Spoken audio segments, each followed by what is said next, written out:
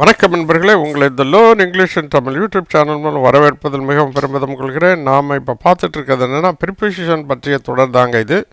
இதில் இரண்டு முக்கியமான விஷயங்களை பற்றி நம்ம பேசிகிட்டு இருக்கோம். ஒன்று என்னென்னா, ஆங்கிலத்துக்கும் தமிழுக்கும் ப்ரிபோசிஷனை எழுதும்பொழுது என்ன வித்தியாசம், ரெண்டாவது வந்து ப்ரிபோசிஷனை எப்படி பயன்படுத்தணும் அப்படிங்கிறத பற்றி நம்ம பார்த்துட்டு வரோம்.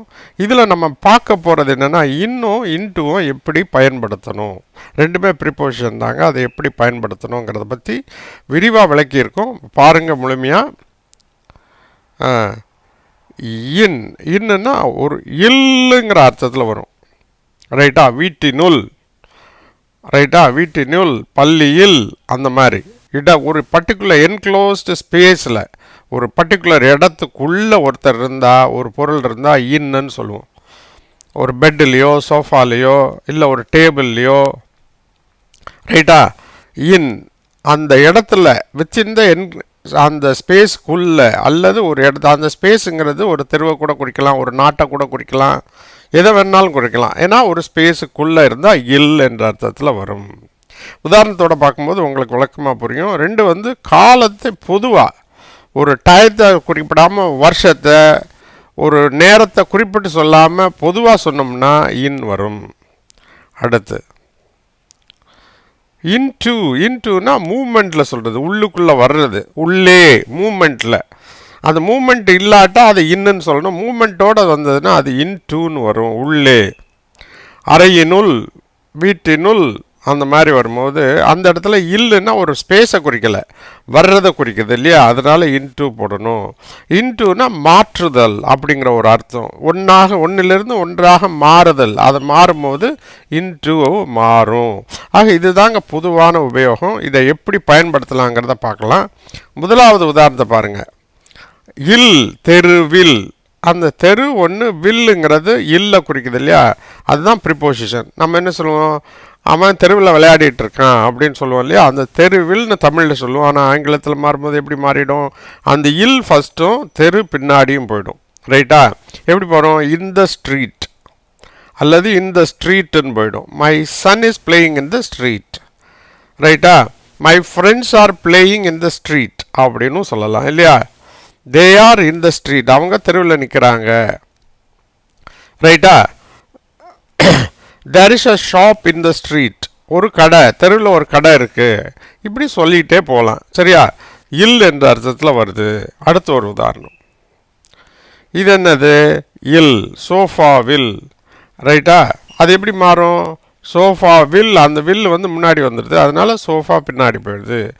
இந்த சோஃபா எப்படி சொல்லணும், she is sitting in the sofa, a cat is sitting in the sofa, they are sitting in the sofa அப்படின்னு வரும் இல்லையா? இந்த சோஃபா, இந்த இடத்துல அவங்க என்ன பண்ணுறாங்க, ஒரு இடத்துல உட்காந்துருக்காங்க. ரைட்டா? அந்த இடத்துல உட்காந்துருக்காங்க. There is no movement. கையக்கால ஆட்டலாம், பட் என்ன பண்ணியிருக்காங்க, உட்காருங்கிற செயல் வந்து ஒரு ஸ்டேட்டிக்கான நிலையான ஒரு செயல் இல்லையா? அதனால இல்லுக்கு போடணும். புரியுதா? அடுத்த ஒரு உதாரணத்தையும் பார்த்துடலாம். ஓகே, இது வந்து டயத்தை குறிக்கும் பொழுது, குறிப்பிட்ட காலம், எக்ஸாக்ட் டயத்தை குறிக்காமல் பொதுவாக ஒரு காலத்தை பற்றி சொல்லும் பொழுது யூஸ் பண்ணலாம் அப்படின்னு சொல்லியிருக்கேன். 1947 அப்படின்னா என்னவாகும், முன்னாடி வந்துடும், 1947 பின்னாடி போயிடும் இல்லையா?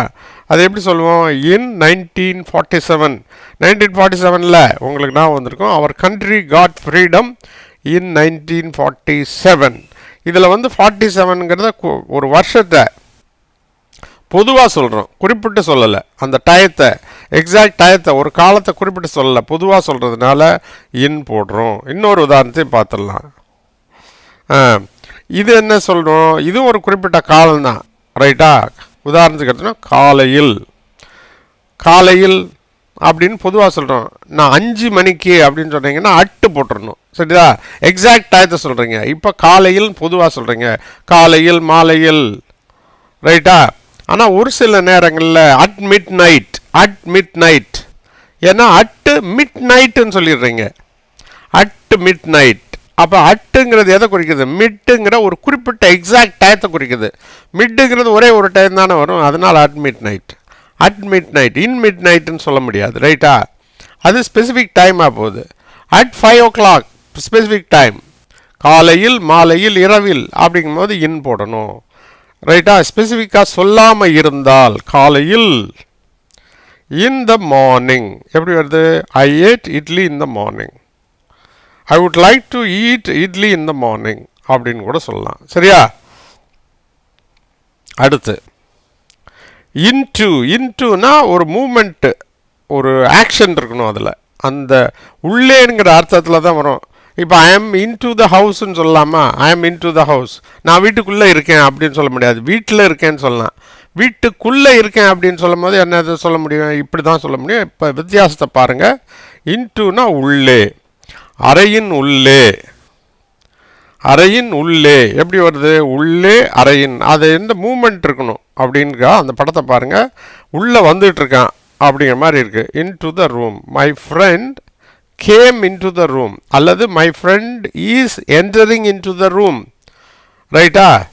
த car is entering into the gate அப்படின்னு சொல்லலாம். my principal is coming into our room அப்படின்னு சொல்லலாம். இன்டுனா என்னது? வந்துக்கிட்டு இருக்கிறது. அந்த பொதுவாக வந்து உள்ளே வர்றது, அந்த மாதிரி சூழ்நிலையில் தான் இன்டு யூஸ் பண்ணணும்.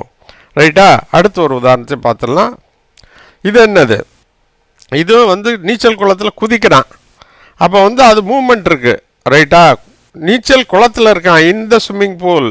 பொதுவாக நீங்கள் குதிச்சுக்கிட்டு இருந்தால் என்ன பண்ணணும்? இன்டு தான் போடணும். ஏன்னா நீங்கள் குதிக்கிறீங்க இல்லையா? எப்படி? உள்ளே, நீச்சல் குளத்தின் உள்ளே. நீச்சல் குளத்தின் உள்ளேங்கிறது எப்படி மாறுது? உள்ளே நீச்சல் குளத்தின் மாறுது. Into the swimming pool. எப்படி? My son jumped into the swimming pool. ரைட்டா? இதே இது ஸ்விம்மிங் பூலில் இருக்கான் அப்படின்னா my son swimming in the pool அப்படி தான் சொல்லணும். ஏன்னா அந்த ஒரு என்க்ளோஸ் ஸ்பேஸ்க்குள்ளே இருக்கான். ரைட்டா? ஜம்புங்கிறது மூமெண்ட். ரைட்டா? குளிக்கிறதுங்கிறது ஈவன்தோ அது இருந்தாலும் இன் தான் போடணும். ரைட்டா? ரெண்டுக்கு வித்தியாசம் தெரிஞ்சுக்கணும். My son jumped into the swimming pool. அடுத்து இதை பாருங்கள். ஒன்றுலேருந்து ஒன்றாக மாற்றும் பொழுது இன்டு யூஸ் பண்ணணும். ஏன்னா அது ஸ்டேஜ் மாறுது. ஒரு ஸ்டேஜிலேருந்து இன்னொரு ஸ்டேஜுக்கு மாறுது. ஸ்டேட்டிக்கில் இது என்ன மாறுது? திடப்பொருள்லேருந்து திரவப்பொருளாக மாறுது இல்லையா? ஆக மாறுதல். ரைட்டா? அந்த மாதிரி நேரங்களில் இன்டு யூஸ் பண்ணோம். இது எப்படி? பலரசமாக மாற்றுதல். ஒரு கனியை பலரசமாக மாற்றுதல். அது எப்படி மாறும்? மாற்றுதல் பலரசமாக மாறிடும். இன்டு த ஜூஸ் அல்லது into juice. Watermelon can be easily made into juice. ரொம்ப நைஸாக இருக்கும் இல்லையா? அப்படின்ட்டு ஜூஸாக மாறிடும். Watermelon can be easily made into juice ஆக மாற முடியும். அந்த மாதிரி சூழ்நிலையில் இன்டு யூஸ் பண்ணணும். இன்னொரு உதாரணத்தையும் பார்த்துடலாம். ஓகே, இது என்னது? ஒன்றிலிருந்து ஒன்றாக மாற்றுதல். ஒரு பேஜை லாங்குவேஜ், ஒரு லாங்குவேஜிலேருந்து இன்னொரு லாங்குவேஜுக்கு மாற்றுறதை என்ன பண்ணுவோம்? இன்டுன்னு சொல்லுவோம். ஆங்கிலமாக மாற்றுதல். மாற்றுதல் ஆங்கிலமாக. அந்த ஆகங்கிறது தான் முக்கியம் இல்லையா? Into English. I have to translate the page into English. To miss ஆயிருக்கு. I have to translate. I have translated அல்லது I have translated the page into English அல்லது I have to translate the page into English. question paperல வரும்.